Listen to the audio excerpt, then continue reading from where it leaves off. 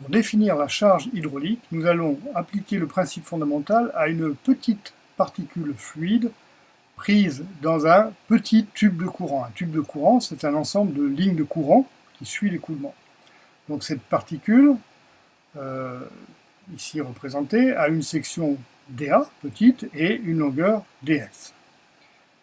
Le principe fondamental de la dynamique appliqué à cette particule nous dit que dm, la masse de cette particule, fois dv sur dt, son accélération, est égale à une somme de forces, donc moins dpdA, c'est la résultante des forces de pression appliquées à cette particule, moins dmg dz sur ds, ça c'est le poids projeté dans la direction de l'écoulement, z c'est la cote de la particule,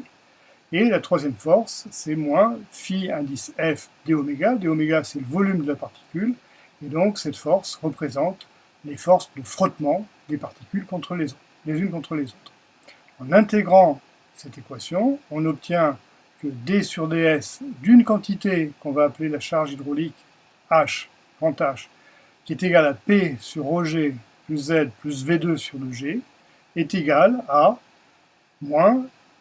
phi indice F sur ρg, c'est-à-dire des forces de frottement. On a donc l'équation suivante, dH sur ds, la variation de la charge hydraulique dans la direction de l'écoulement. Eh bien, cette variation est négative, c'est moins SF, SF étant la perte de charge linéaire égale à phi indice F sur ρg.